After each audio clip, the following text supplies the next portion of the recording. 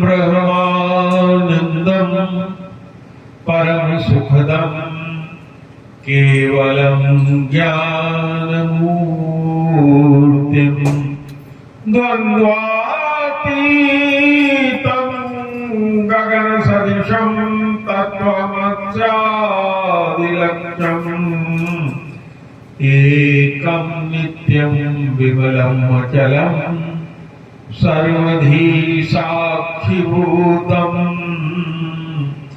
भावातीतं त्रिगुणरहितं सद्गुरुं तं नमामि।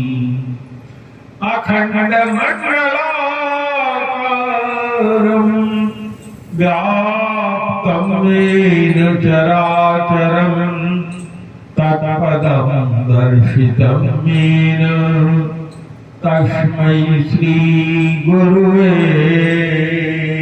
नमः।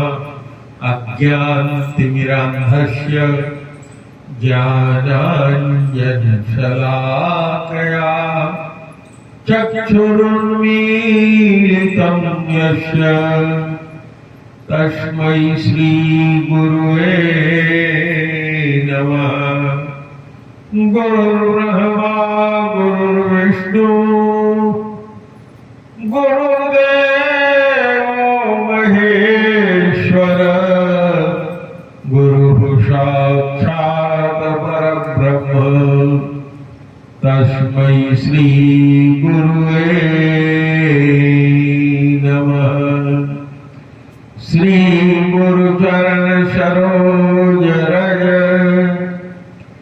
निज मन मुकुर सुधारि बरनहु रघुबर बिमल जस जोदायक फलचारि। प्रेम से बोलिए गुरुदेव भगवान की जय, सब संतों की जय, हनुमान जी महाराज की जय। हम आगे आगे बोलेंगे, आप लोग पीछे पीछे बोलिए ना। कोई भी काम शुरू करने से पहले भगवान के नाम का स्मरण करने का नियम है, जिससे सारा कार्य निर्विघ्न संपन्न हो जाता है। श्री राम जय जय राम, सीता राम जय सीताराम। श्री राम जय जय राम, सीताराम जय सीताराम। जय रघुनंदन जय सिया राम, सीताराम जय सीताराम।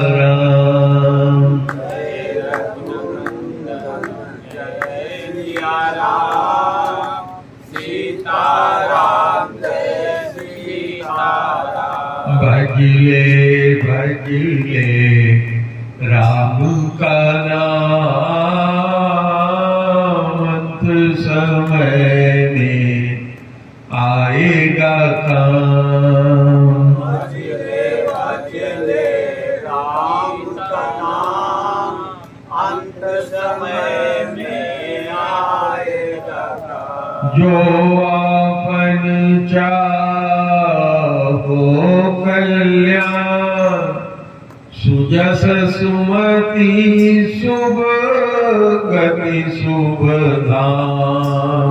जो आपन चाहो कल्याण, सुजग सुभग शुभ गति शुभ नाम। तो जप ले आठों याम, राम का नाम राम का नाम।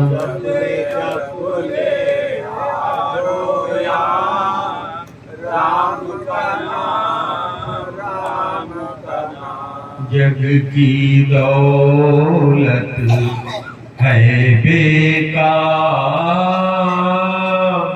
अंत में साथ न जाएगी यार।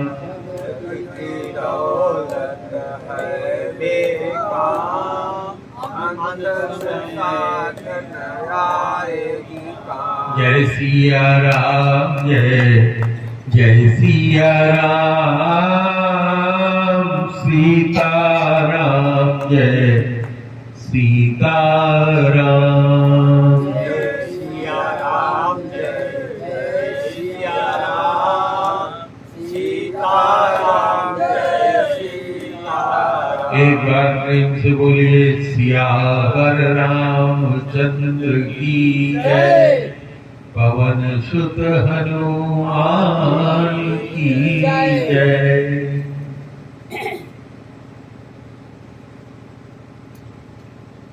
भगवान की कथा में भगवान का नाम, उनका सुंदर विमल यश वर्णित होता है। भगवान की कथा सुनने वाला और कहने वाले दोनों बड़भागी होते हैं। क्यों? क्योंकि संसार में घर गृहस्थी का ऐसा जंजाल है, आदमी सोचता है कि अभी तो हमारी उम्र भगवान की कथा के लायक हुआ नहीं है, अभी तो जवानी में है, अभी बचपन में है। समझ में ये आता है कि बुढ़ापे में ही भगवान की कथा और भजन करना चाहिए।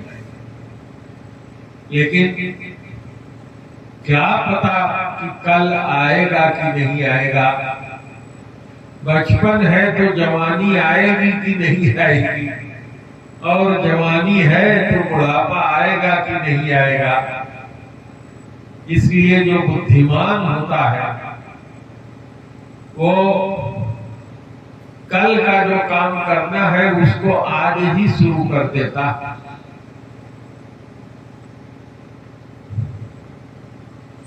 काल करे सो आज कर, आज करे सो अब, पलमी परलय होएगा, बहुर करोगे कब। अगर आपका संकल्प है भगवान के नाम स्मरण का और आपने नियम बना लिया तो आपका कार्य शुरू हो गया। एक छोटा सा कथानक आपसे मैं करना चाहूंगा। एक भगवान का भक्त था, रोज सवेरे 4 बजे उठकर भगवान का नाम स्मरण और कथा करता था। एक दिन उसकी नींद लग गई। 6 बजे उठा तो देखता है कि किसी ने फूल चढ़ाकर भगवान की कथा और पूजन कर दिया है। बड़े आश्चर्य में होता है कि ऐसा कैसे हो गया। उस रात्रि में जब वो सोता है तो क्या देखता है कि उसके द्वारा किए हुए पाप और पुण्य दोनों मनुष्य रूप में प्रकट होते हैं और दोनों आपस में वार्तालाप करते हैं। तो पाप जो है उससे पुण्य कहता है, हे पाप महाराज, कल ये नहीं उठ पाया तो उसकी कथा और उसका भजन आपने 4 बजे कर दिया। तो पाप कहता है हाँ कर दिया, इसलिए कि उसको ये लगे कि अगर हम नहीं भी उठेंगे तो भगवान स्वयं आते हैं या कोई आता है हमारी जगह कथा करके जाता है, हम तो सिद्ध हो गए, और इसमें वो भ्रमित हो जाएगा और फिर भगवान का भजन करना छोड़ देगा। पुण्य कहता है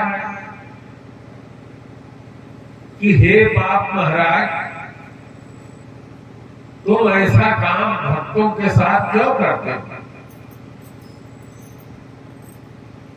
तो पाप कहता है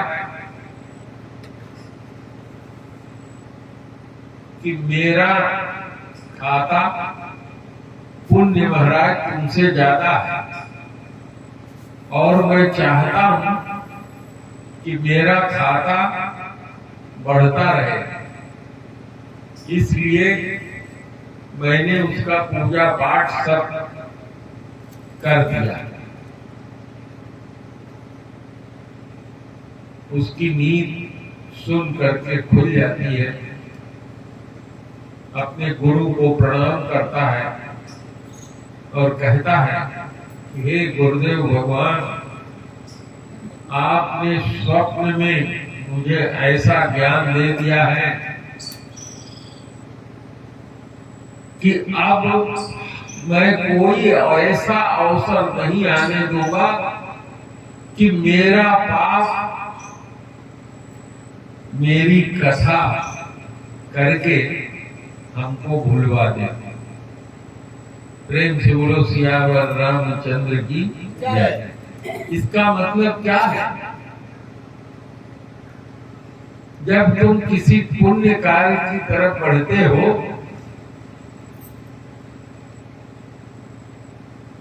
तो पाप आपका कर्म जो पाप वाला है वो सुंदर फल जो आपके पुण्य का है थोड़ा है तो उसको जल्दी से प्रकट करके करा देता है ताकि आप भ्रमित हो जाएं, भूल जाएं, अभिमान आ जाए।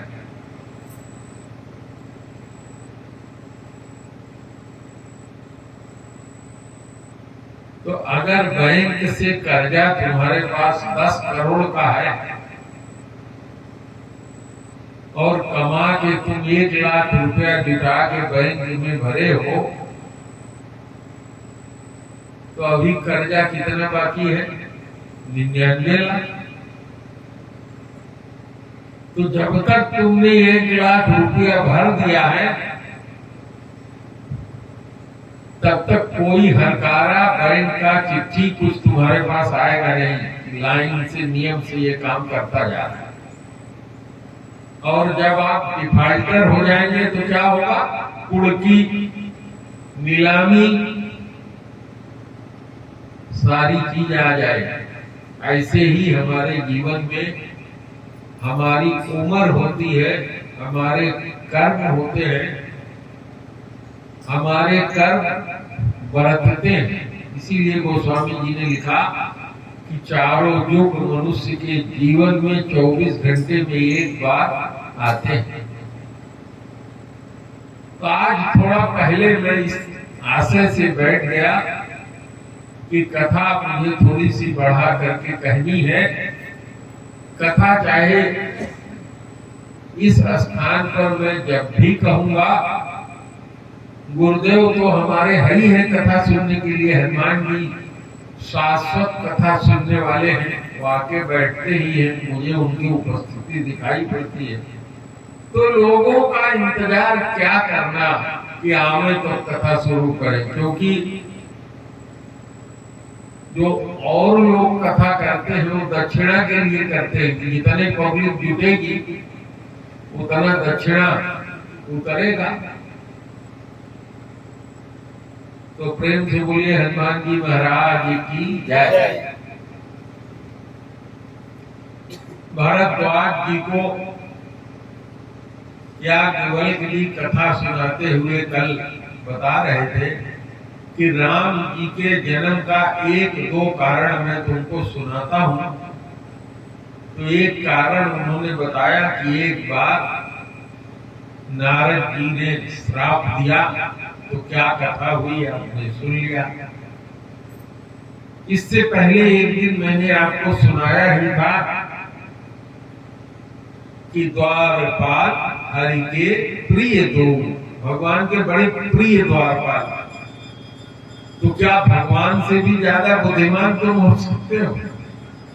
जो भगवान का बड़ा प्रिय होता है, भगवान उसके साथ लीला और कौतुक करते हैं। क्या करते हैं? भगवान का नाम है हरि, तो उसके पाप को हर लेना चाहते हैं।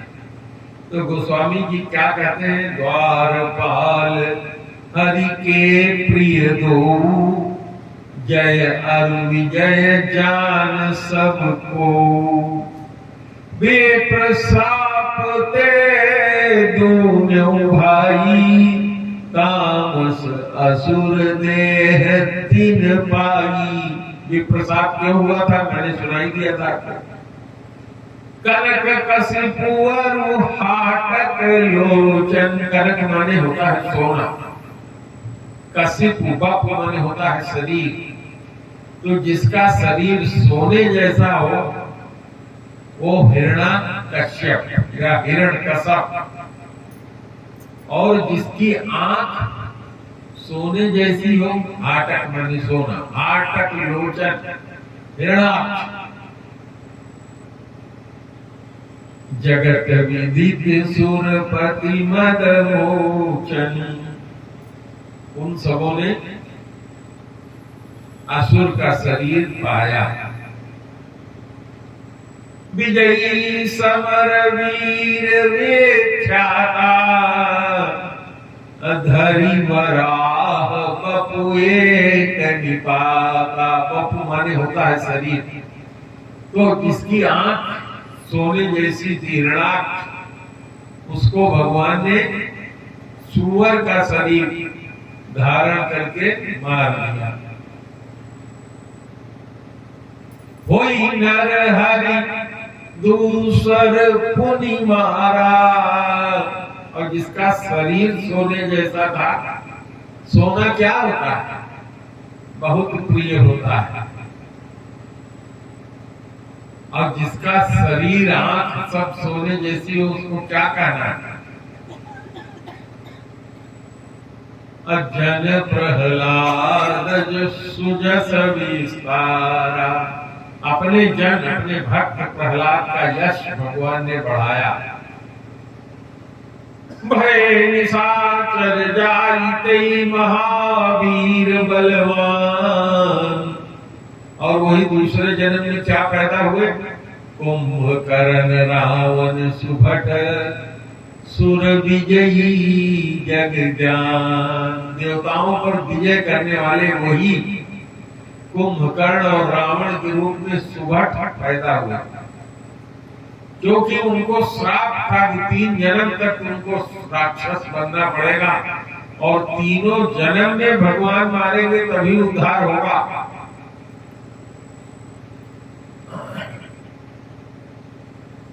मुकुट न भय हते भगवाना, 3 जन्म द्विज बचन प्रवाना। द्विज सनक सनंदन संकादिक सनत कुमार ने श्राप दिया था कि 3 जन्म राक्षस हो गए, और तीनों जन्म भगवान के द्वारा मारे जाओगे। जब तीसरे जन्म में मारे जाओगे तब कहीं उद्धार होगा, 3 जन्म तक महाराक्षस होना पड़ेगा। तो राक्षस शरीर पाना बहुत बड़ा श्राप है। अदिति, अदिति देवताओं की माता है, दिति दानवों की माता है। दानव और राक्षस अलग अलग होते हैं। दानव एक जाति है, जैसे हम लोग मानव हैं, ऐसे एक जात होती है दानव, ऐसे ही एक जात होती है देवता। तो कश्यप जी की 2 पत्नियां जो उनके 17 थी, जिसमें से एक पत्नी जो अदिति थी उससे देवता लोग उत्पन्न होते थे, और दूसरी पत्नी जो दीति थी, तो दीति से उत्पन्न होने के कारण वो सब दैत्य कहलाते। अब आपके मन में ये बात आती होगी कि राजा बलि दैत्य था, राक्षस नहीं था, बहुत ही पुण्यशील उसका स्वभाव था। बलि के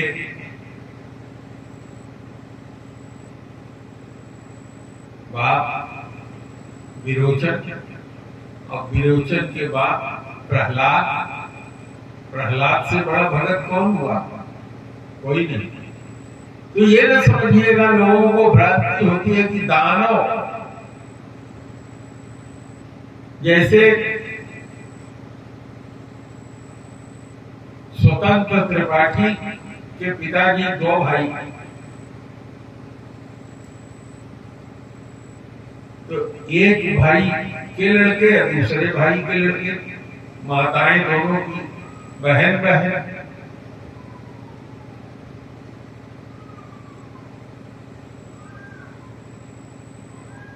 तो जो दीति से उत्पन्न हुए इसलिए दीति के नाते वो दैत्य हुए, और दीति के नाते वो देव हुए। अदिति का मतलब देव होता है, इसको भ्रांति नहीं लेना चाहिए।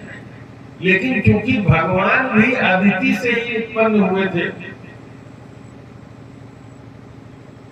दानव लोग बहुत बड़े प्रतापी होते थे, इंद्र से राज्य छीन लेते थे, लेकिन उनके राज्य में सब धर्म से पालन होने के बाद भी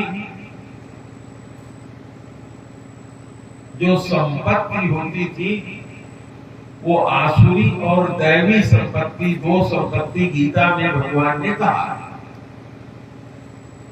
तो जो आसुरी संपत्ति है वो दैत्यों के पास होती थी। दैत्यों के गुरु शुक्राचार्य और देवताओं के गुरु बृहस्पति। पता नहीं कितने बार देवता लोग हारे हैं, दैत्य लोग राजा बने, सृष्टि को चलाए हैं, एक से एक प्रतापी हुए हैं, भगवान की कृपा पाए। भगवान शंकर जिनके साथ रहे,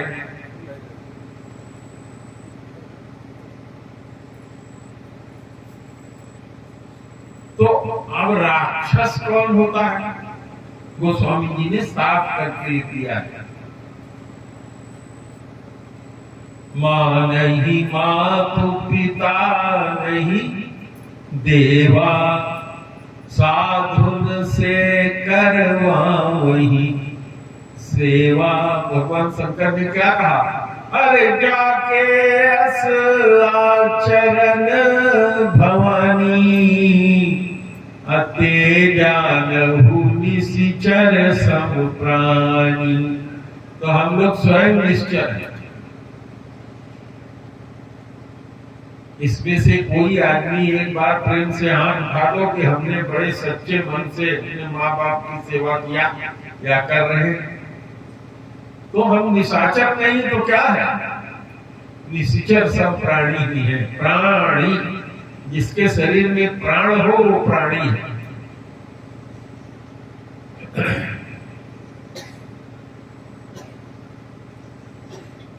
तो एक बार उन्हीं राक्षसों को, जो भगवान के क्या थे, वो द्वारपाल थे। गोस्वामी जी क्या लिखते हैं? एक बार तिनके हित लागी, धरे शरीर भगत अनुरागी। अपने भक्तों पर प्रेम करने वाले भगवान ने, क्योंकि उनका भक्त, उनकी सेवा, उनका राक्षस हो गया था, ब्राह्मण के साथ थे। विप्रधेन सुरसंत हित लीन मंजयोता, विजेच्छा निर्मित तनु माया गुण गोपाल।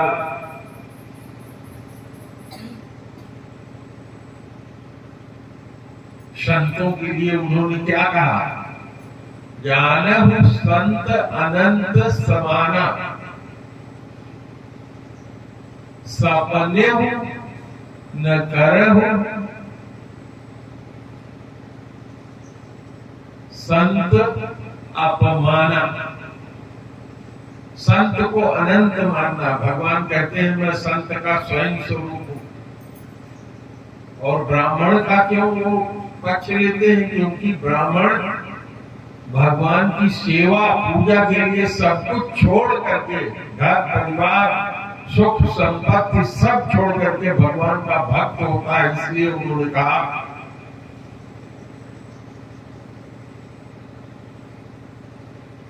लेकिन आप सोचो कि क्या हम ब्रह्म के बारे में जानते हैं? गोस्वामी जी ने क्या लिखा? बंदहु प्रथम महीसुर चरना, अमोह जनित संशय सब हरना। कहा धरती के देवताओं की मैं प्रथम वंदना करता हूं। उनकी क्वालिटी क्या है? मोह से उत्पन्न होने वाला जितना संशय है उसको दूर करने की क्षमता उनके अंदर है। जाने संत अनंत समान। तो अगर जिसके अंदर मोह ही नहीं जानते तो मोह को दूर करने का क्या कारण होगा? हम तो ब्राह्मण के घर में पैदा हुए हैं, लेकिन हमारा कर्म कोई ब्राह्मण का है क्या? विचार कर।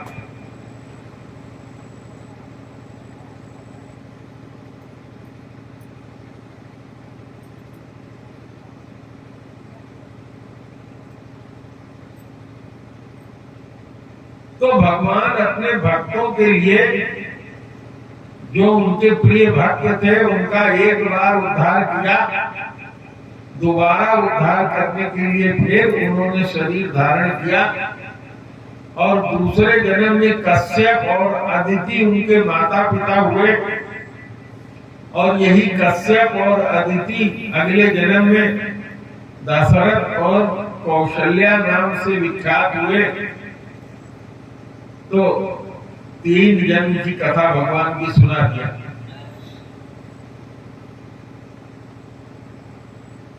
एक कल्प यही विधि अवतारा, चरित पवित्र किए संसारा। संसार में आकर के अपने चरित्र से उन्होंने संसार को पवित्र होने का रास्ता दिखा दिया। क्यों?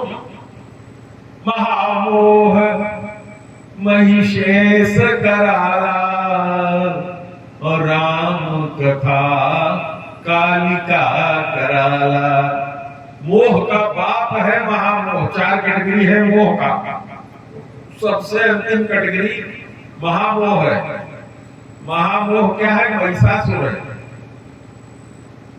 और बहुत कराल है, उसको हटाना बहुत कठिन है। लेकिन राम की कथा सुनते जाओगे, समय देते जाओगे, सुनते जाओगे, गुनते जाओगे, तो उस महिषासुर को मारने वाला ये कथा ही हो जाएगा। और एक कल्प की कथा सुनाते हैं। एक कल्प सूर्य देख दुखारे, समर जलंधर सन सब हारे। सब देवता लोग जो दैवी संपत्ति अर्जित करते हैं, अच्छा काम करते हैं, अच्छा काम करना, सतोगुणी काम करना दैवी संपत्ति कहलाती है। सात्विक श्रद्धा में रहना, भोग की वृत्ति का कम होना,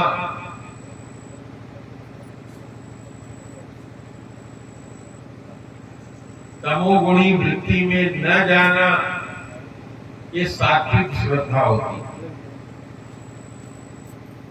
भगवान शंकर से बहुत संग्राम भगवान शंकर ने किया जालंधर के लिए, लेकिन जालंधर जो था उसकी पत्नी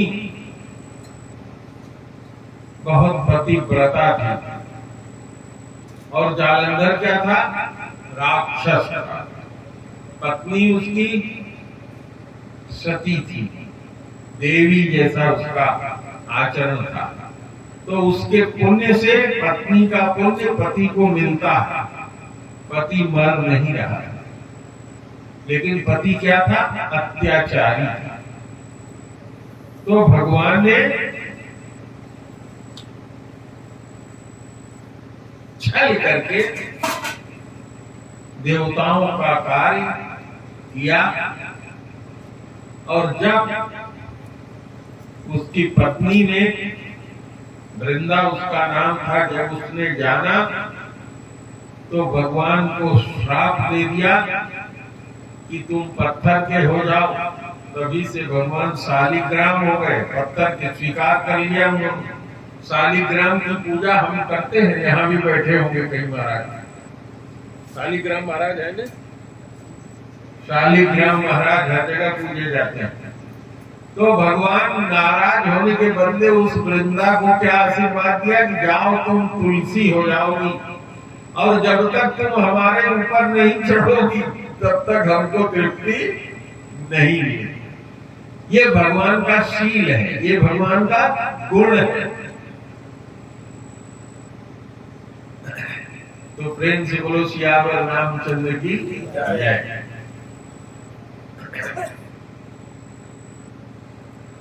और यही जलंधर आगे जाकर के रावण हुआ, और रावण को युद्ध में मार करके भगवान ने परम पद दिया, क्योंकि उसका तीसरा जन्म था, तो वो मुक्त हो गया। अब एक जन्म की और बड़ी पवित्र कथा है, जिसके कारण आज मैं आप लोगों के बीच जल्दी बैठ गया।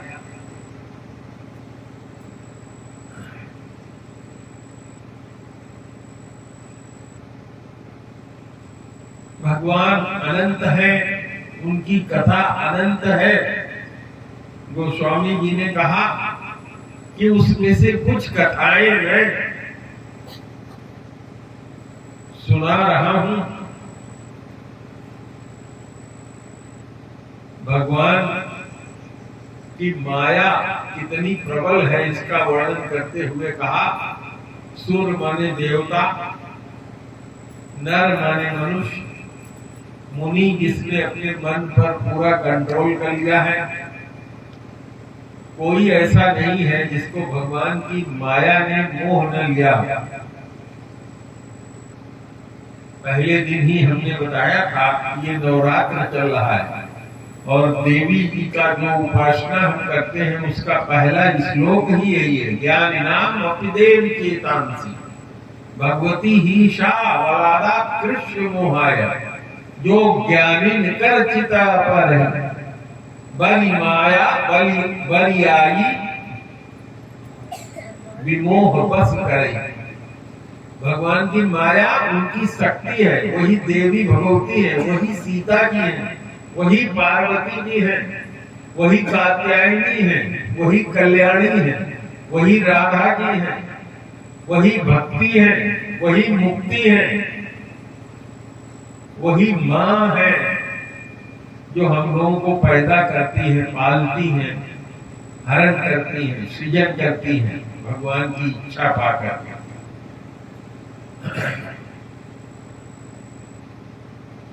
तो इसलिए मन में विचार करके जो इस माया का पति है भगवान, उनका भजन करना चाहिए। भजन माने सेवा, भज धातु माने सेवा करना। कैसे सेवा करेंगे? भगवान कहते हैं कि हमको कुछ चाहिए नहीं, पुष्पम पत्रम फलम तोयम येन भक्ता प्रयच्छति। एक फूल चढ़ा दो, बहुत है। फूल भी न मिले तो पानी से अचय दो उनको, नहीं तो एक तुलसी जी की पत्ती चढ़ा दो। पत्रम तुलसी का पत्र, पुष्पम फूल, कोई फल, कोई माने पानी। जो मैं भक्त मेरे ऊपर समर्पित करता है, बस मैं इतने से ही प्रसन्न हो जाता हूं।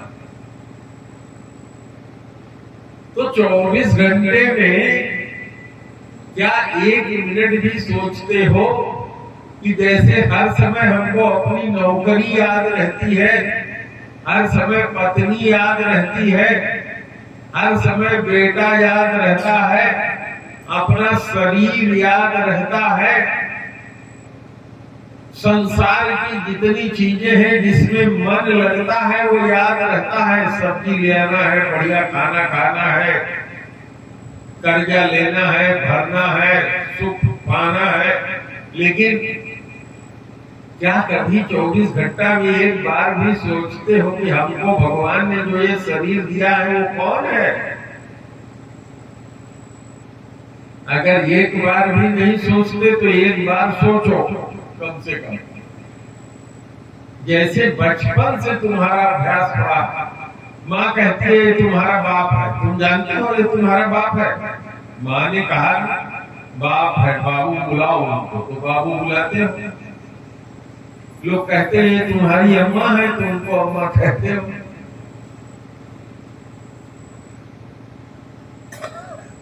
भगवान राम ने सुंदर उत्तर कांड में अपने जनता को बुलाकर उपदेश देते हुए कहा, माँ के पिता स्वार्थ बस ओहु। माता पिता भी स्वार्थ के बस में होते हैं और जिससे उनका कल्याण हो वही सिखाते हैं।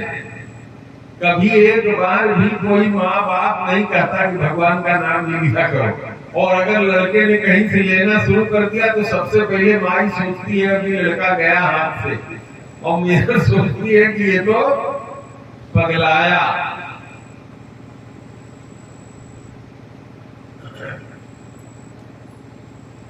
तो प्रेम से बोलिए श्यावर रामचंद्र की जय।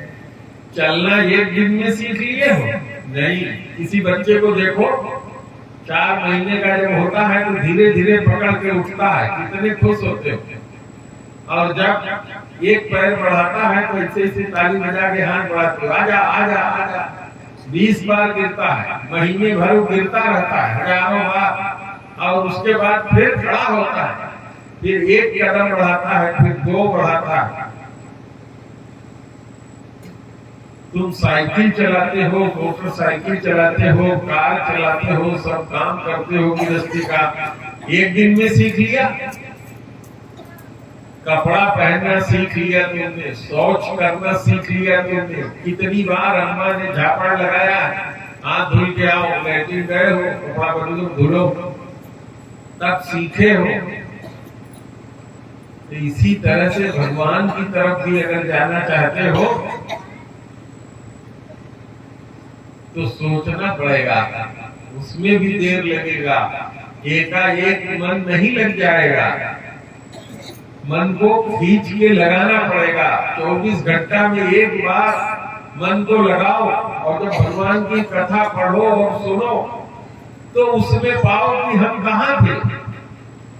जैसे गोस्वामी जी ने कथा करते हुए लिखा, सो हलो रे सो हलो, जब लिखते हैं वो कवितावली में, तो उसमें कहते हैं कि तुलसी यह सोहलो गायो। तुलसी कहते हैं कि मैं भी उस सोहर के कार्यक्रम में था जहाँ भगवान का सोहर हो रहा था पैदा होने पर, और मैंने भी उसमें माताओं के साथ खड़े होकर के सोहर गाया। गीतावली में कौशल्या माता जगाती है भगवान को कि उठ जा, कलेऊ कर लो। गोस्वामी जी कहते हैं कि हे प्रभु जल्दी उठ जाओ, अम्मा जगाए रही है, सुंदर सुंदर कलेऊ करो और हमको मत भूल जाना, क्योंकि जब तुम पाओगे तो जन्म भर का भूखा मैं भी उसी तरह ताक रहा हूं। इसका मतलब क्या है? गोस्वामी जी ने अपने को वहां रख करके देखा कि जब भगवान कलेऊ कर रहे थे तो मैं वहां खड़ा होकर मांग रहा था, तो उनकी गति और गति हो गई। ताही समय एक तापस आवा, वह किशोर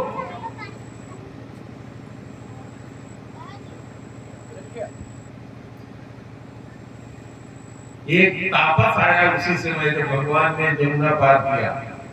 वह किशोर था, एक पुंज सुहाई पड़ रहा था उसके, आ करके उसने माता सीता को प्रणाम किया, दंडवत किया, भगवान को प्रणाम किया, लक्ष्मण जी को प्रणाम किया। और क्या कहते हैं गोस्वामी जी कि विधिवत उन्होंने आशीर्वाद दिया। तो गोस्वामी जी जब कथा लिखते हैं रामायण की, तो उस कथा में वहां वो होते हैं, तब शब्द चुनते हैं। ये कथा गोस्वामी जी ने नहीं लिखा, भगवान राम हनुमान जी के माध्यम से स्वयं सवार हो गए। और जब कथा को आप पढ़ोगे, कथा को सुनोगे और उसमें अपने को पाओगे, कहीं जोड़ लोगे, तो देखोगे आनंद बदल जाएगा।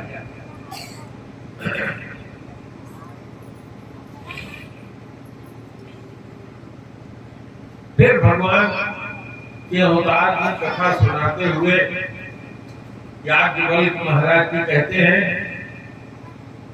कि भगवान ब्रह्मा से सबसे पहले उनके पुत्र पैदा हुए, जिनका नाम था स्वयंभू मनु।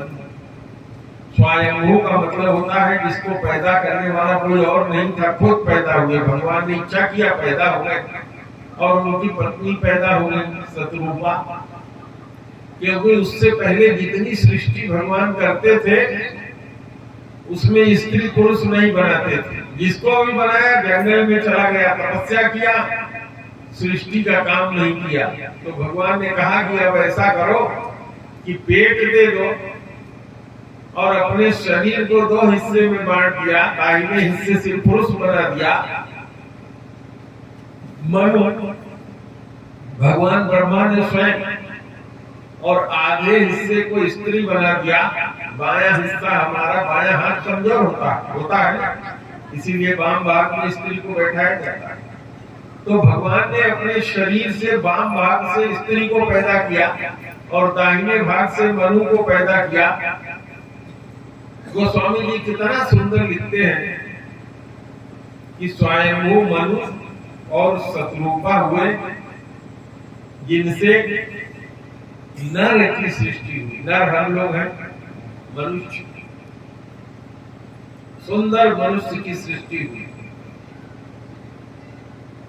और ये जो दंपत्ति था, दंपत्ति का मतलब पति पत्नी होता है, उनका आचरण वेद के अनुकूल सुंदर नीक आचरण था। जिनके आचरण की, जिनकी लीला आज भी वेद बताता है, मनुस्मृति।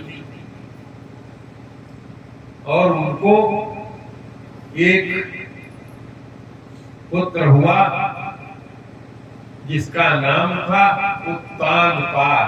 उत्तानपाद मतलब जिसका पैर ऊपर हो। तो अपनी अम्मा से या अपनी पत्नी से पूछ लेना, बिटिया या बेटवा तुम्हारे यहाँ हुआ होगा, तो अम्मा या तुम्हारी पत्नी बताएगी कि बच्चे जब पैदा होते हैं तो माँ के शरीर से सबसे पहले सर निकलता है, बाद में पैर निकलता है। जानते हो ना सब लोग, कोई उल्टा पैदा होता है, पैर पहले बाद में सर।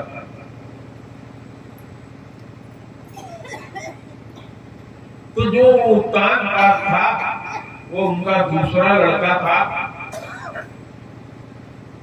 और उस उत्तानपाद को एक पुत्र हुआ था जिसका नाम था ध्रुव। ध्रुव की कथा रामायण में शुरू में ही पढ़ते हैं। ध्रुव सगलानी जप्यो हरि नामु, पायो अगम अनुपम ठाऊ। ग्लानि पूर्वक, प्रसन्नता से उसने नाम नहीं लिया था। ग्लानि, ग्लानि क्या थी? उसके दो माँ थी।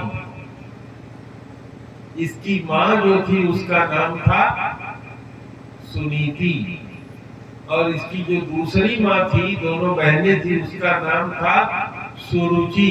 तो हम सब लोग क्या करते हैं, अगर बीवी हमारे मन की बात कर रही है तो बड़ा प्रसन्न रहते हैं। और अगर उसने कह दिया नहीं, आपको अपने बाप बाप की सेवा करनी चाहिए, आप गलत करें तो कहेंगे चुप रहो, तो वही बकवास करती है। तो हम लोग अपने रुचि के अनुसार चलते हैं। तो सुरुचि को राजा उत्तानपाद बहुत मानता था, हम आप सब उत्तानपाद है।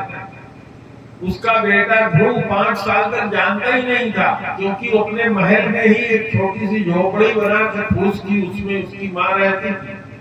3 किलो जौ उसको देता था पर डे राजा उत्तानपाद। किसी को जब पीसो बनाओ खाओ, कोई नौकर नहीं, कोई सेवक नहीं। दोनों को बच्चे एक साथ पैदा हुए, दोनों बहनों के। एक का नाम पड़ा उत्तम, जो सुरुचि से पैदा हुआ था। सुरुचि को उसका पति उत्तानपाद बहुत मानता था, क्योंकि वो जो पति सोचता था उसी में हाँ में हाँ वो मिलाती थी। और सुनीति हर समय टोकती थी, तुम ये गलत कर रहे हो, तुम राजा हो, तुमको ऐसे नहीं करना चाहिए, ये धर्म के अनुकूल नहीं है। तो उसके और उसके लड़के दोनों की क्या थी? उपेक्षा।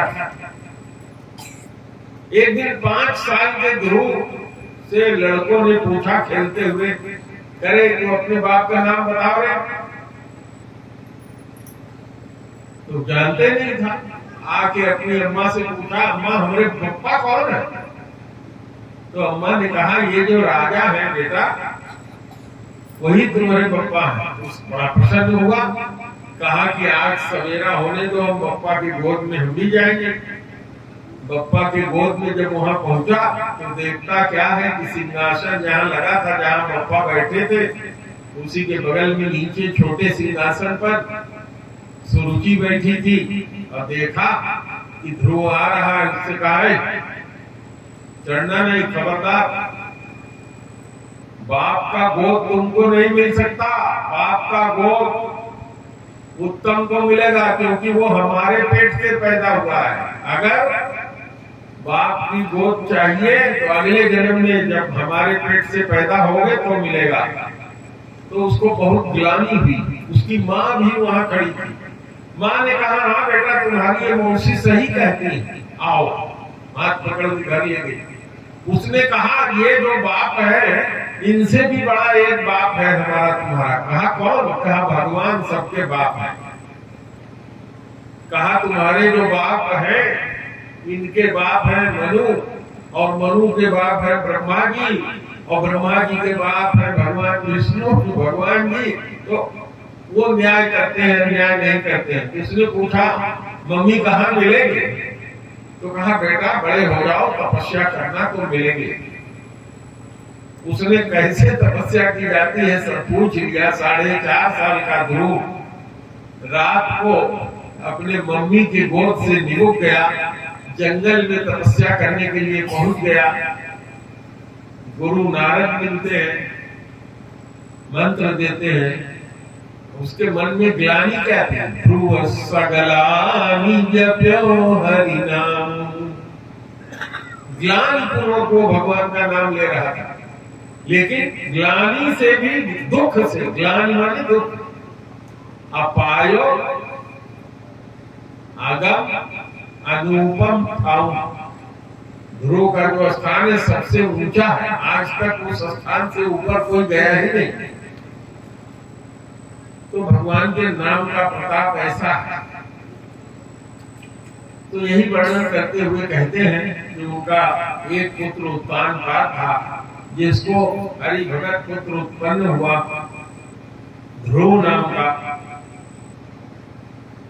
उनका छोटा बेटा जो था उसका नाम प्रियव्रत था। प्रियव्रत भी बहुत प्रतापी राजा हुए थे, और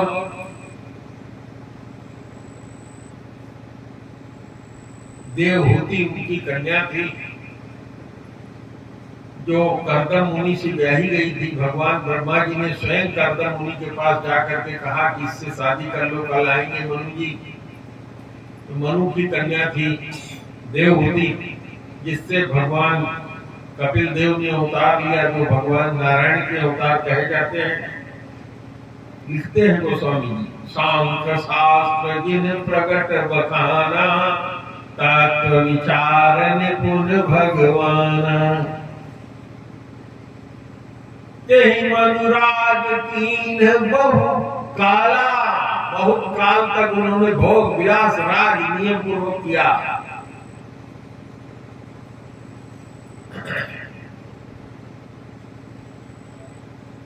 लेकिन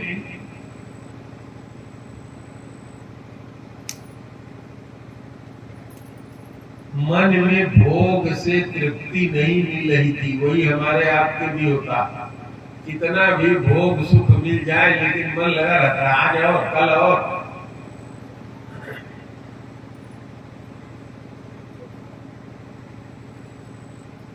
और उन्होंने जो राज्य किया जनता को भगवान के आदेश के अनुसार, वेद शास्त्र के आदेश के अनुसार पालन किया।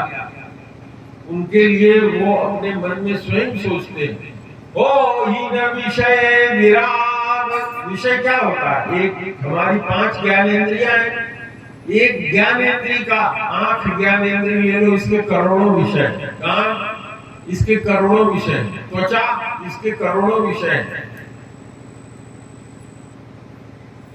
अब आज इतना समय नहीं है, किसी समय आपको समझाऊंगा कि ये विषय क्या होते हैं। विषय करण सुर जीव समेता एक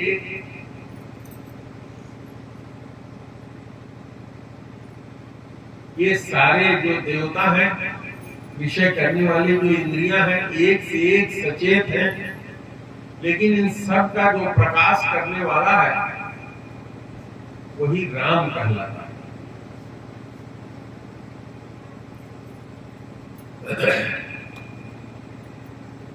तो बहुत दिन तक राज करते करते उनके मन में बड़ा दुख लगा कि हम भगवान के पुत्र हैं, ब्रह्मा जी के पुत्र हैं। हमारे पिता ब्रह्मा ने भगवान का दर्शन किया है, लेकिन भगवान को हमने कभी देखा नहीं और बुढ़ापा आ गया हमारा बहुत दिन तक राज करते करते। और उनको क्या लगा कि मेरा जन्म बिना हरि के भक्ति के बीता जा रहा है। तो उन्होंने अपने बेटों को बुला करके जबरदस्ती राजपाट सौंप दिया और अपनी पत्नी को लेकर के, शत्रुपा को लेकर के, नैमिष नाम का तीर्थ, हम आप भाग्यशाली हैं, यही बगल में सीतापुर में नैमिष वर तीर्थ विख्याता, तीर्थों का राजा है।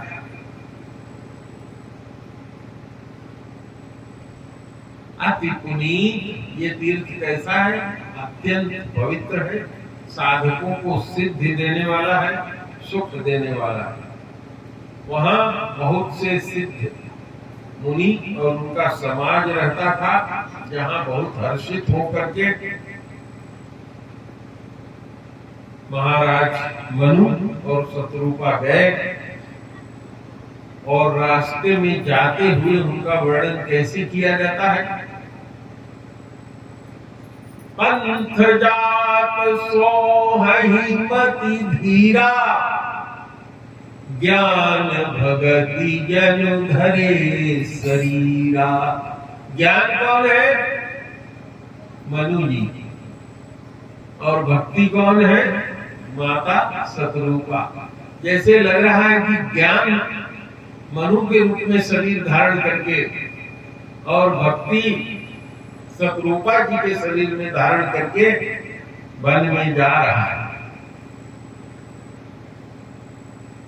इसी तरह से वर्णन करते हुए गोस्वामी जी ने भी राम, सीता और लक्ष्मण जी का वर्णन करते हुए कहीं माया तो कहीं ज्ञान, कहीं भक्ति, कहीं वैराग्य नाम दिया है। कभी समय मिलेगा तो आपको कथा सुनाऊंगा।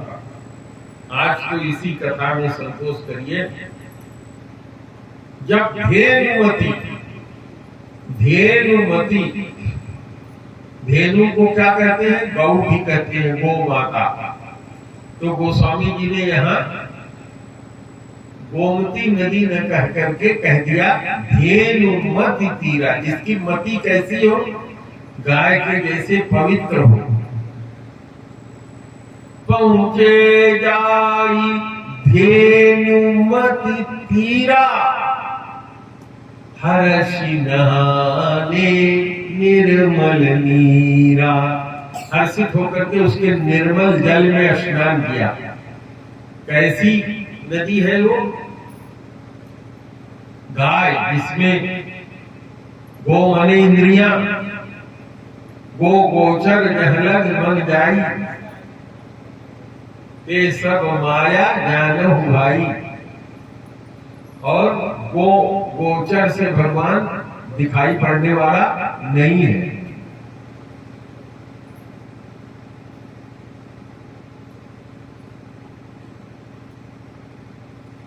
तो इसीलिए धेनुमती कहा है।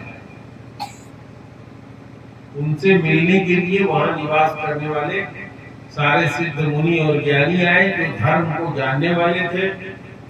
जहां जहां तीर्थ था, माने जहां जाके स्नान करना चाहिए, पूजन करना चाहिए, मुनियों ने उनको घुमाया। उन्होंने राजा का वस्त्र त्याग दिया, शरीर दुबला हो गया, मुनियों जैसा वस्त्र पहन लिया और संतों के समाज में रोज पुराण और कथा भगवान की सुनने लगे। और क्या करने लगे? गुरु से मिला जो मंत्र था, ओम नमो भगवते वासुदेवाय, 12 अक्षर मंत्र पुनि जपहि सहित अनुराग, वासुदेव पद पंकरो दंपति मनयति लाड। भगवान का नाम बड़े प्रेम के साथ, ओम, भगवान का नाम है ओम, नमो माने प्रणाम करता हूँ, भगवते माने उस भगवान को जो वासुदेव है, हमारे रोम रोम में निवास करता है, जो हमारे शरीर के रोए रोए का मालिक है। ओम नमो भगवते वासुदेवाय, इस 12 अक्षर मंत्र का जप करने लगे, जिससे कि हमारा रोआ रोआ तुम्हारे शरीर में, जैसे बिल्डिंग ईंट से बनती है, ऐसे तुम्हारे शरीर तुम्हारा सेल से बना, और एक एक सेल जीवंत है, जिसमें ऊर्जा होती है, निगेटिव और पॉजिटिव ऊर्जा होती है। जब उसको आप मंत्र के बल से जीवित करते हो, इसीलिए कहते हैं कि बड़े भाग मानुष तन पावा, सुर दुर्लभ यह ग्रंथन गावा। और क्या कहा? साधन धाम, साधन धाम क्यों है? और शरीर में नहीं कर सकते। इस शरीर में ये साधन का धाम है। तुम्हारे शरीर में 50 ट्रिलियन सेल है, यानी 50 पर इतना सुनना पड़ जाएगा कि उसको गिन नहीं पाओगे कितना सुनना हुआ। इतने तुम्हारे शरीर में जिंदा सेल है और रोज मरते हैं और नया पैदा होता है। आज जो तुम्हारा शरीर है बदल जाएगा, जो तुम्हारा खून है 120 घंटे में बदल जाएगा, तुम्हारे शरीर का एक एक सेल बदल जाता है, कल दूसरे आदमी हो जाते हैं। जिस गंगा में तुम पहली डुबकी लगाते हो, गंगा किलोमीटर आगे चली जाती है। जब तुम दूसरी डुबकी लगाते हो तो दूसरा पानी होता है, दूसरी गंगा होती है। कल ये कपिल देवानंद जो कथा सुनाएगा वो दूसरा कपिल देवानंद होगा, ये नहीं होगा, ये तो रात में मर जाएगा। इसीलिए कहते हैं कि हम रोज पैदा होते हैं, रोज मरते हैं। अब जो कुछ इसमें विधि लिखी है वही तरीका है। करहिहार साग फल गंगा, क्योंकि ये नेचर से पैदा है। साग फल और कंदमूल जो धरती से पैदा होते हैं। सुमिरहि ब्रह्म सच्चिदानंदा, क्योंकि वो सच्चिदानंद के उपासक है। सच्चिदानंद कौन है? जो ब्रह्म है, जो निर्गुण निराकार है।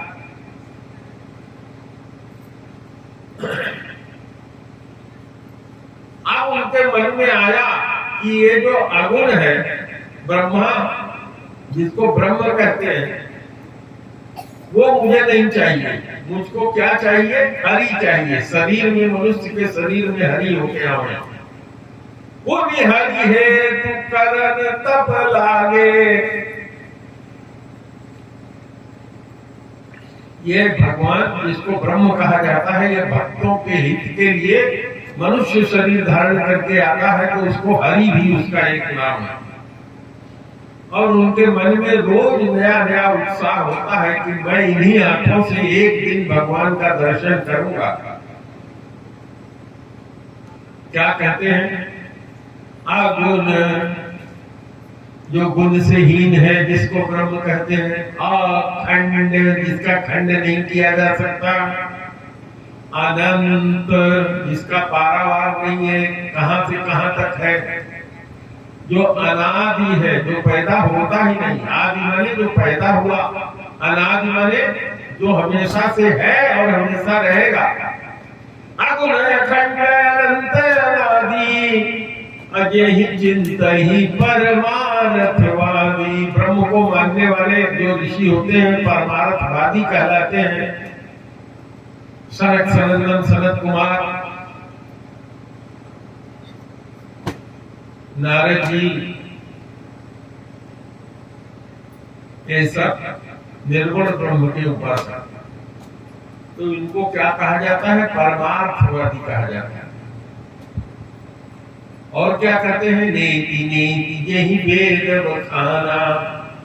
नेति नेति माने ब्रह्म ये है, कहा नहीं ये है, इसके अलावा भी है।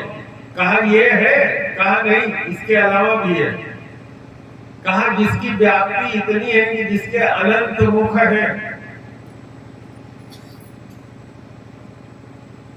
ये पंडित जी पढ़ रहे थे, आप सब पढ़ते हैं पुरुष सूक्त।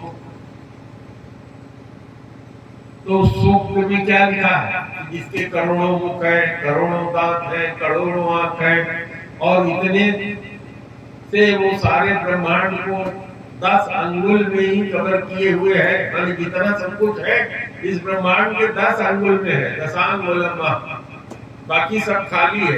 कितना है इसका पता नहीं। जितना हम जानते हैं जो कुछ है वो उसी 10 अंगुल में ही है।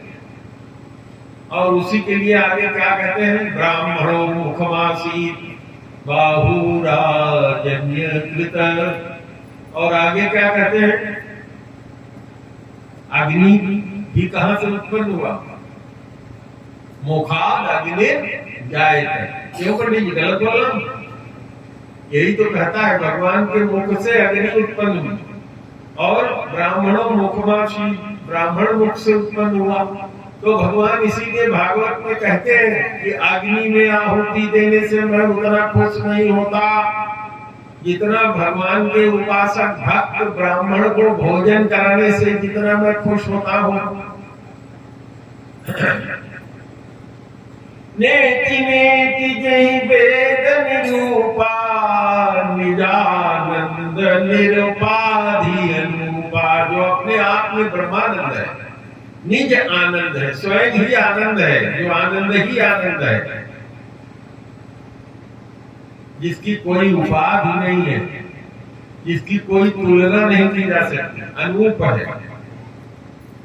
और शंभु शंकर जी, विरंची ब्रह्मा जी, विष्णु जी, शंभु विरंची विष्णु भगवाना उपजहि जासु अंश से नाना। ये जानते हो हमारा ब्रह्मांड सबसे छोटा है और इसका जो ब्रह्मा है उसके कै मुख है? 4। इससे जो बड़ा ब्रह्मांड है उसके ब्रह्मा का कै मुख है? 8। तो हर एक ब्रह्मांड के अलग अलग ब्रह्मा। एक दिन हमारे ब्रह्मांड का ब्रह्मा गोलोक में पहुंचा।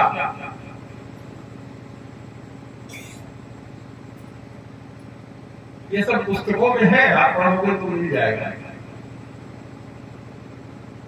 गर्ग जी ने गर्ग संहिता लिखी है, भगवान कृष्ण की सारी चीज लिखी है। उसमें है कि एक दिन ब्रह्मा जी गोलोक में पहुंचे, क्योंकि यहाँ भी भागवत में आप सुनते हैं कि ब्रह्मा जी आए थे, ग्वाल बालों को हर के ले गए थे। तो यही ब्रह्मा गोलोक में पहुंचा वहां जो गोपी बाहर खड़ी थी उससे कहा कि जाओ भगवान को बता दो कि ब्रह्मा आए।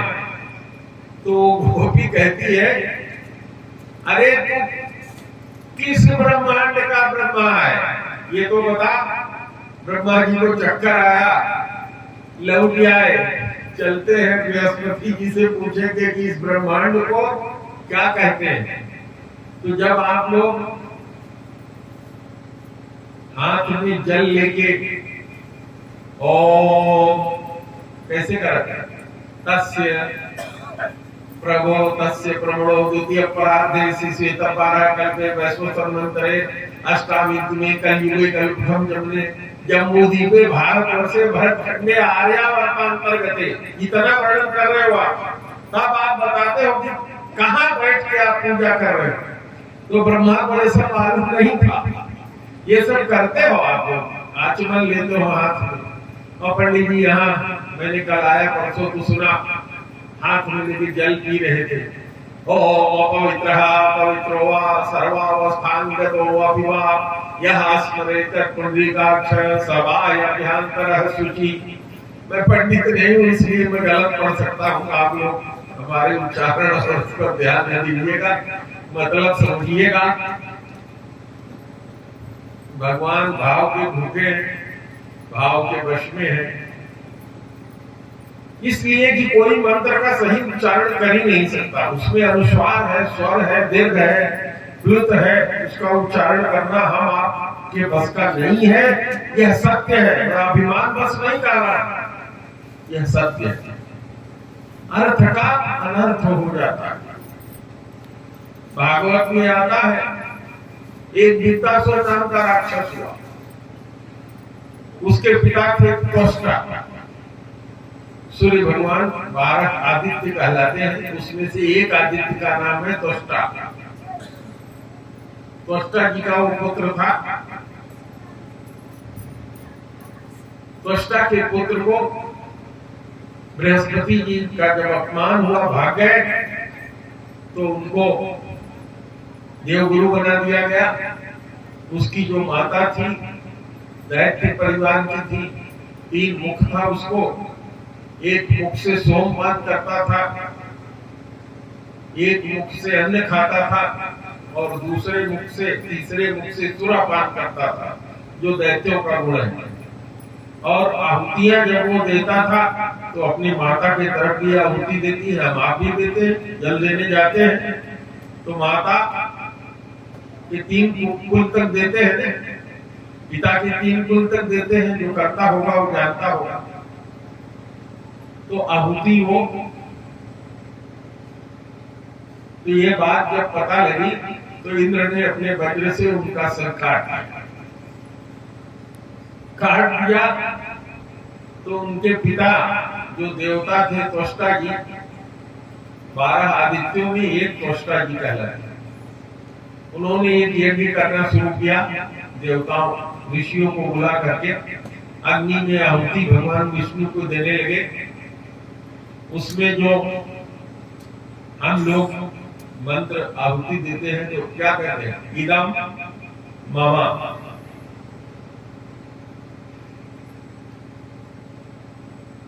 तो जो इंद्र शब्द उसमें था, इंद्र शत्रु विवर्धया, यह मंत्र था। देवताओं ने, इंद्र ने जा करके ऋषियों से कहा कि आप लोग कल्याण करिए मेरा, इंद्र को इंद्र कर दीजिए। तो ऋषियों ने जब आहुति डाला तो उसमें आहुति क्या डाला, इंद्र शत्रु विवर्धया। परिणाम यह हुआ कि जो वृत्तासुर था वो इंद्र के हाथ मारा गया। भगवान से पूछा त्वष्टा ने, महाराज आपकी मैंने यज्ञ से उपासना किया था। हाँ, जो तुमने मांगा था वो मैंने दिया। तुम्हारे ऋषियों ने यही तो मांगा था, इंद्र शत्रु विवर्धया। इसका मतलब यह हुआ कि इंद्र का शत्रु मारा जाए। तो अर्थ का अनर्थ हो गया, स्वर का दीर्घ हो गया, दीर्घ का अनुस्वार हो गया। जैसे हम लोग गायत्री मंत्र पढ़ते हैं, कोई उच्चारण सही नहीं करता, बड़े प्रसन्न होकर पढ़ते ओम भूर्भुवः स्वाहा तत्सवितुर्वरेण्यम, सब गलत। तो इसलिए आज के बाद किसी को कहना मत कि ये गलत पढ़ रहा है। भगवान ये देखते हैं कि करते क्या, भाव देखते हैं। शंभुभिरंचि विष्णु भगवान, हर एक ब्रह्मांड में विष्णु है।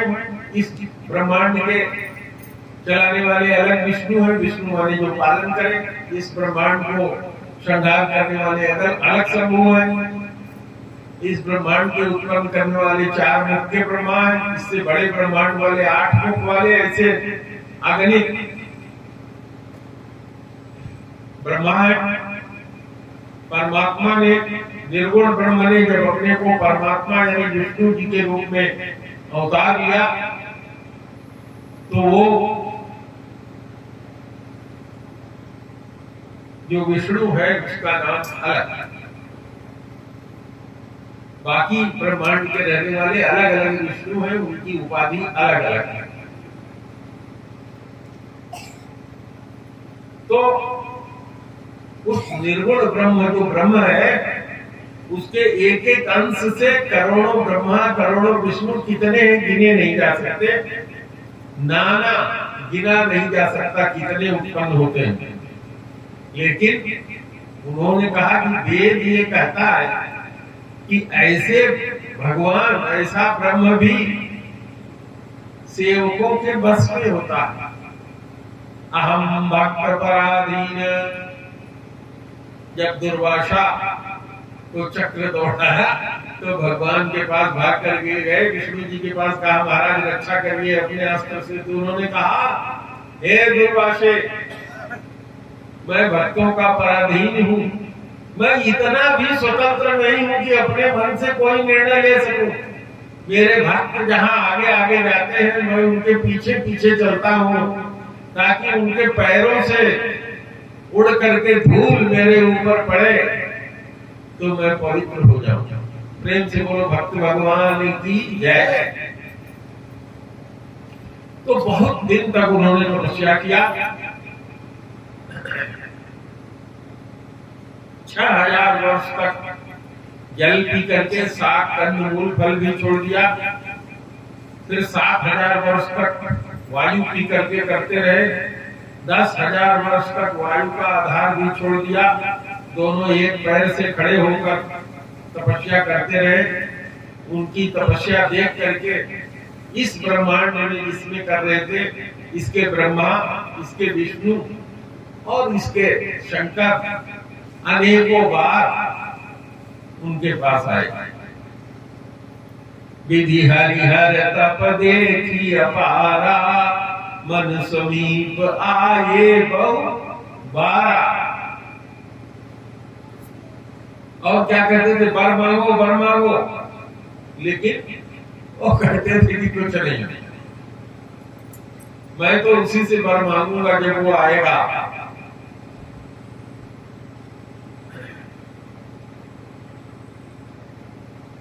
और उनका शरीर अब खाली हाड़ का पिघला रह गया, लेकिन फिर भी उनके मन में जरा भी पीड़ा नहीं हुई, क्योंकि भगवान के भक्ति में लगे हुए थे। प्रभु सर्वज्ञ दास निज जानी, गति अनन्यता पसंद बनानी। भगवान अनन्यता से प्रसन्न होते हैं।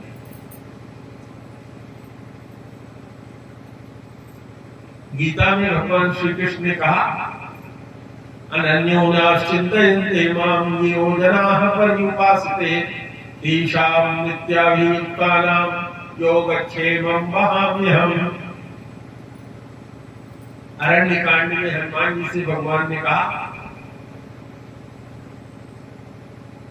सो अनन्य जाके अस मति न करई हनुमंत, अमय सेवक सचराचर रूप स्वामी, भगवंत सियावर रामचंद्र की जय। भगवान ने देखा कि ये रानी और ये राजा मेरे अनन्य भक्त हैं, मुझे छोड़ करके और किसी को चाहते नहीं हैं।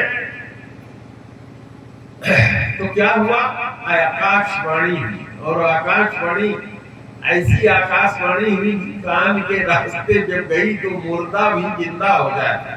मृतक जियावन गिरा सुहाई, श्रवण रंध्र होई पुर जब जाई। हृदय में गई, हृष्ट पुष्ट तन भय शरीरा। उनका शरीर जैसे नगर से चल के आए थे उस तरह का हो गया।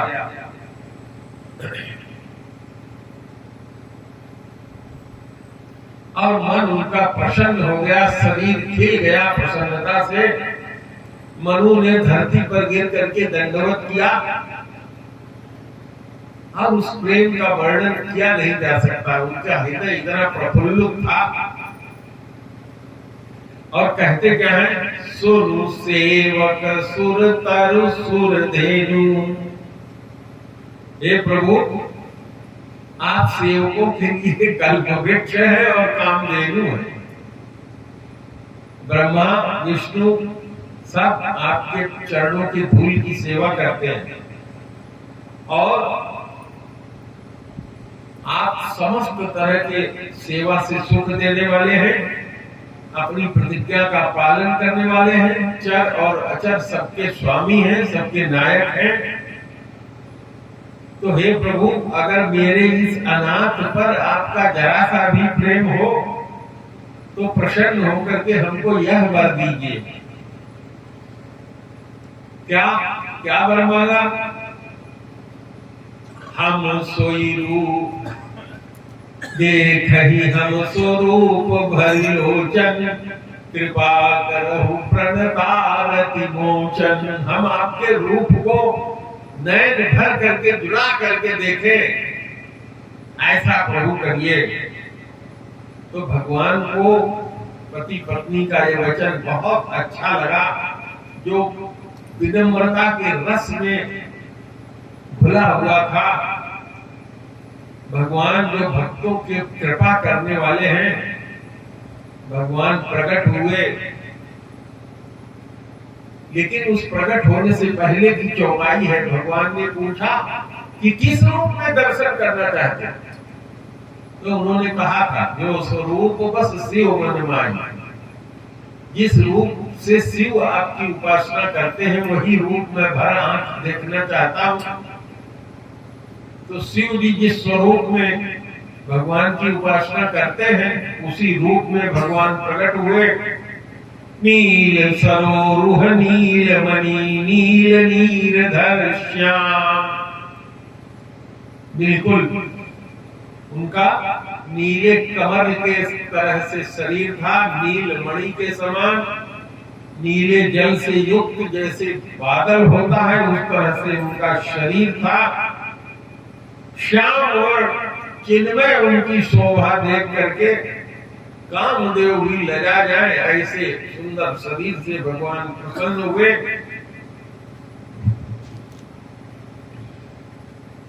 भगवान के रूप का वर्णन है।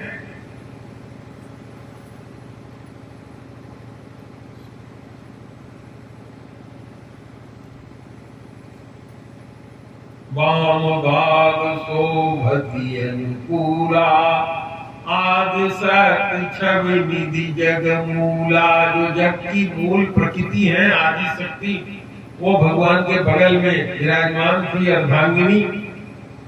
वाम भाग में जासुवंशु उपजहि गुण खानी, अगणित लक्ष्य उमा ब्रह्मानी। जिनके अंश मात्र से करोड़ों सरस्वती, करोड़ों लक्ष्मी, करोड़ों उमा पार्वती उत्पन्न होती हैं।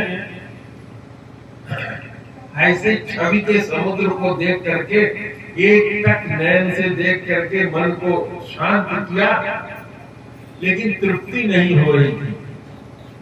और इतना प्रसन्न हो गए थे कि अपने शरीर की दशा भूल गई थी। जैसे कोई डंडा गिर जाता है जमीन पर, इस तरह से गिर गए थे। भगवान ने उनकी सिर पे अपना हाथ रखा और भगवान ने हाथ पकड़ के उनका उठा लिया। कहा, मैं अति प्रसन्न हूं, जो तुम्हारे मन में भावे वो वर मांग लो। भगवान का इस तरह का वचन सुन करके राजा ने हाथ जोड़ करके सुंदर मीठे वचन में कहा कि मेरी एक लालसा है जो आपके लिए तो बहुत सुगम है, लेकिन मेरे लिए अगम है, लेकिन कह नहीं मैं पा रहा हूं। लेकिन हे प्रभु, आपको देने के लिए तो अत्यधिक साधारण है, लेकिन मैं क्योंकि कंजूस हूं तो मैं तो अपनी क्षमता के अनुसार ही मांग सकता हूं। कहा कि जैसे कोई दरिद्र अगर कल्प वृक्ष के नीचे चला जाए, कभी उसके जेब में 1 रुपया नहीं है तो 10 रुपए ही मांगेगा, उससे ज्यादा मांगने की उसकी जरूरत ही नहीं होगी। कहते हैं यथा दरिद्र विबुधता रूपाई बहु संपत्ति मांगत सकुचाई। तो कहते हैं कि हे प्रभु, मेरे मन की बात आप जानते हैं, मेरी मनोरथ को पूरा करिए। तो भगवान कहते हैं कि हे राजा, सारा संकोच छोड़ करके मुझको मांग लो, मेरे लिए अदेय कुछ नहीं है। कहा मैं दानियों का शिरोमणि हूं। तो उन्होंने कहा हे प्रभु, तुम्हारे समान ही पुत्र चाहता हूं। भगवान ने कहा कि मैं अपना जैसे कहां खोजने जाऊंगा, समय आने दो, मैं तुम्हारा पुत्र होकर के पैदा होऊंगा। फिर भगवान ने देखा कि माता शत्रुपा भी जमीन पर पड़ी हुई है हाथ जोड़ करके, उनसे भी उन्होंने कहा हे देवी, आपकी जो इच्छा हो आप अलग वर मांग लीजिए। देवी ने कहा कि हे प्रभु, जो हमारे चतुर्पति ने वर मांगा है वो मुझे बड़ा अच्छा लगा, लेकिन हे प्रभु, मैं अगर आपको अच्छा लगे तो अपनी बात भी कहनी चाहती हूँ। भगवान ने कहा जरूर कहो, जरूर कहो।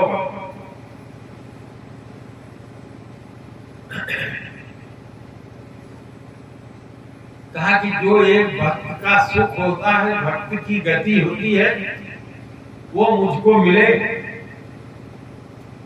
सोई सुख सोई गति सोई भगत सोई निज चरण शने। और वही विवेक मुझको दीजिए कृपा करके। भगवान ने कहा ये वस्तु मैंने दिया।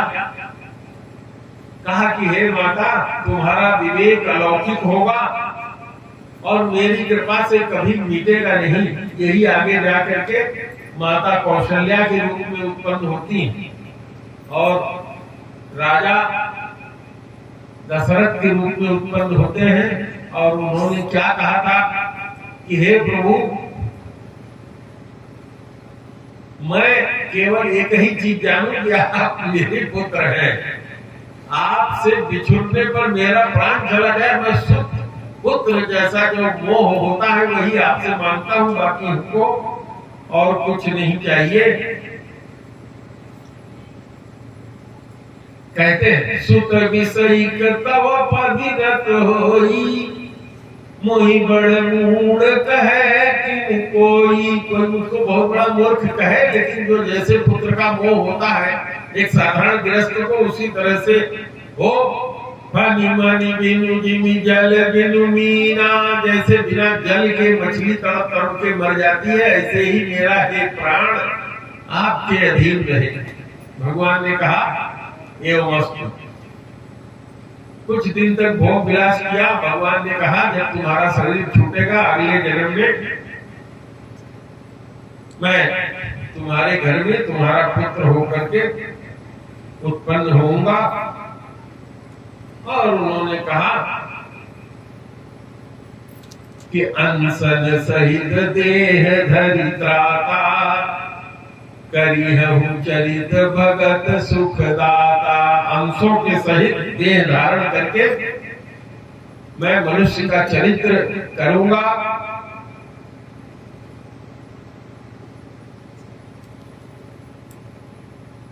और उन्होंने ये भी कहा कि मेरे साथ जो ये आदि शक्ति आई है ये भी सीता के रूप में अवतार लेंगी। आदि शक्ति यही जग में गुजारा सोई अंतरई मोर यह माया, ये जो मेरी माया है ये आदि शक्ति है, ये भी अवतार लेगी सीता के रूप में।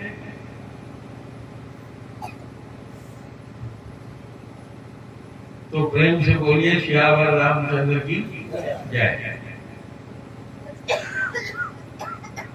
तो ये कथा अनुपम भरद्वाज जी को उनके गुरुदेव ने सुनाया और कहा कि हे भरद्वाज सुनो, एक और कथा मैं तुमको सुनाता हूँ, बहुत पुरानी, जो गिरजा जी के लिए, माता भवानी के लिए भगवान ने सुनाया था। कहा सारे संसार में प्रसिद्ध एक कैकेय नाम का देश था, जहाँ सत्यकेतु नाम का राजा रहता था। बहुत धार्मिक था, बलवान था। उसके 2 पुत्र पैदा हुए। जो जेठ पुत्र था उसका नाम था प्रताप भानु, और जो छोटा पुत्र था उसका नाम था अरिमर्दन। दोनों भाइयों में अत्यधिक प्रीत थी। जेठे पुत्र को राजा ने राज्य दे करके अपने चले गए। और जब प्रताप रवि राजा हुआ तो सारे ब्रह्मांड संसार को उसने जीत लिया।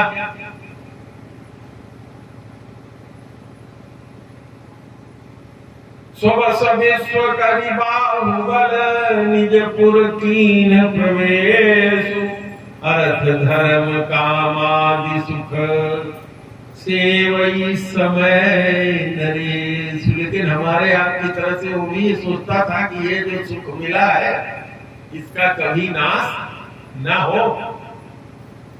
एक बार की बात है,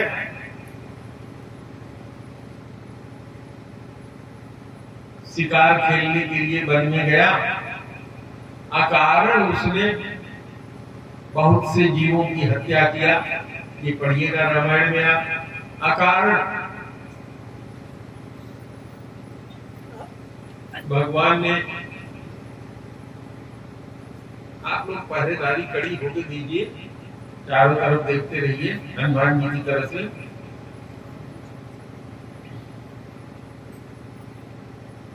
तो बहुत से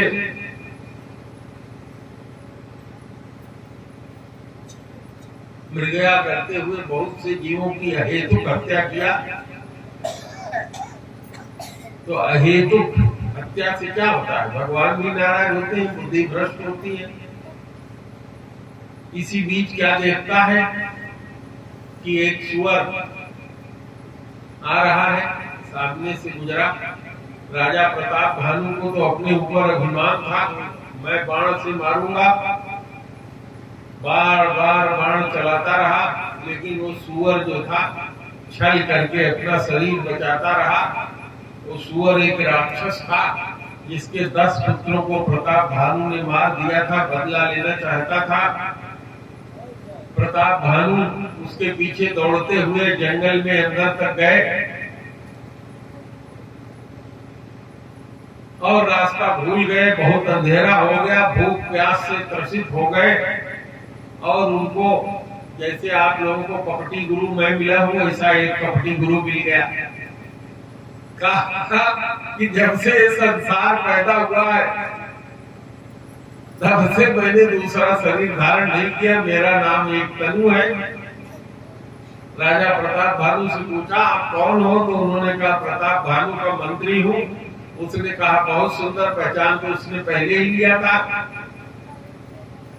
कहा बड़े लोग ऐसे ही अपना परिचय छिपाते हैं। जब नहा धो खा करके आए तो उसने अपना पाखंड फैलाया और जो वेद का ज्ञाता था, जिसके एक एक यज्ञ 100 बार किया था, अश्वमेध वाजपेयी यज्ञ, उसका ज्ञान क्या हो गया? पाप के कारण विस्मृत हो गया।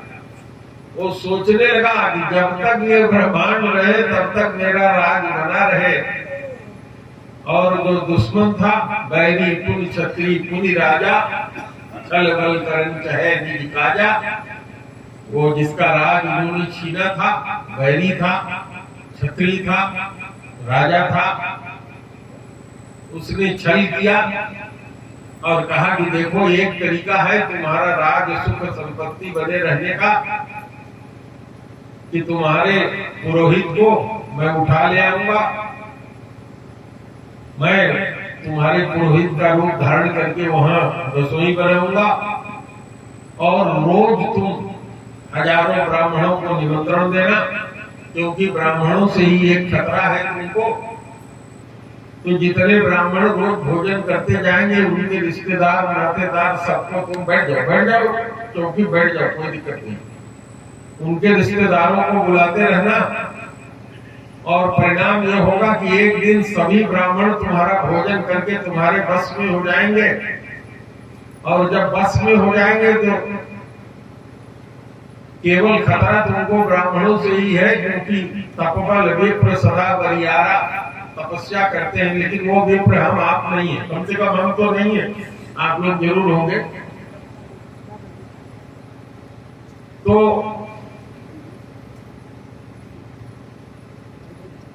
प्रताप भानु को रात में ही उस राक्षस ने अपने माया के प्रभाव से ले जाकर के महल में 70 योजन दूर पहुंचा दिया। राजा जब घर में नींद खुली देखता है कि मैं तो महल में आ गया हूँ, कोई जानने न पाए, इसलिए छल करता है, कपट करता है। रात को ही उठ के जंगल में चला जाता है, सवेरा होने पर लौट के आता है। तीसरे दिन उसके पुरोहित का अपहरण वो राक्षस करके ले जाता है और वो ब्राह्मणों को निमंत्रण देता है। ब्राह्मण लोग जब भोजन करने आते हैं तो ब्राह्मणों की ही हत्या करके उनका भोजन बना दिया था उसने। और जैसे ब्राह्मण लोग भोजन करने के लिए गए, वो जो कपटी राक्षस था उसने आकाशवाणी जैसा आवाज किया, विप्रबिंद उठ गृह जाओ। हे ब्राह्मणों के समूह, आप लोग अपने अपने घर जाओ, क्योंकि जो ये भोजन मिला है ये ठीक नहीं है, तुम लोगों की सारी तपस्या भंग हो जाएगी। ब्राह्मण नाराज हुए, श्राप दिया कि ये संवत जैसे बीता है, नया संवत जैसे शुरू हुआ, कहा संवत बीतते ही तुम्हारा नाश हो जाएगा, तुम्हारे परिवार में कोई भी दिया देने वाला भी नहीं बचेगा। तब असली आकाशवाणी हुई कि हे विप्रो, आप लोगों के साथ छल हुआ है, आप लोग तो ज्ञानी हैं, आप लोगों ने श्राप देते समय विचार नहीं किया।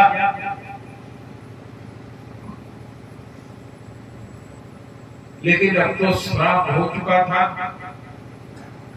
यही दोनों भाई जा करके, बड़ा भाई रावण, छोटा भाई कुंभकर्ण और उसका जो मंत्री था वो भगवान का भक्त था, विभीषण के रूप में अवतार लिया। इस कारण भी भगवान को एक बार संसार में मनुष्य का रूप धारण करके आना हुआ। भरद्वाज जी को सुनाते हुए याज्ञवल्क्य जी ने कहा कि भगवान के अवतार नाना कारण से होते हैं, कोई एक कारण नहीं कहा जा सकता। ये राक्षस इतने रावण के रूप में जब हुए तो इन्होंने सारे विश्व को अपने बस में कर लिया। जहां भी हवन यज्ञ होता था उसको विध्वंस करने लगा, रावण कराने लगा, हाहाकार मच गया। सारे देवता, धरती ब्राह्मण का रूप धारण, गाय का रूप धारण करके आई। भगवान शंकर और सभी लोग स्तुति करने लगे भगवान का, जय जय सुरनायक जन सुखदायक प्रणतपाल भगवंता। उसके बाद भगवान प्रसन्न होते हैं, कहते हैं कि हे सिद्ध, हे मुनि, हे धरती, तुम लोगों के लिए मैं अवतार लूंगा, अनशन के सहित मैं अवतार लूंगा। दिनकर के सूर्य वंश में दशरथ के यहाँ, और तब तक आप लोग इंतजार करिए। इतना सुन करके सारे देवता प्रसन्न हो गए और लगे भागने वहां से। आने दो इनको, आने दो, पवित्र आत्मा है ये। देवता लोग तो स्वार्थी है, भागने लगे। ब्रह्मा जी ने कहा अरे भागो नहीं तुम लोग, रावण ने वर मांगा है कि बानर और मनुष्य से मरेगा, तो तुम सब लोग बानर का रूप धारण करके पृथ्वी पर जाओ, विचरो जब तक भगवान शरीर धारण करके नहीं आते हैं। फिर जैसी प्रभु की इच्छा होगी उस तरह से कार्य करना। इस तरह से कल यहाँ की कथा विश्राम लेगी। कल भगवान का जन्म होगा। आरती शत गुरुदेव नमामि, पार ब्रह्म प्रभु अंतर्यामी, अगुण अपार अलख अविनाशी, अचल विमल प्रभु सर्वउरवासी, निर्गुण निर्विकार सुख राशि, एक रूप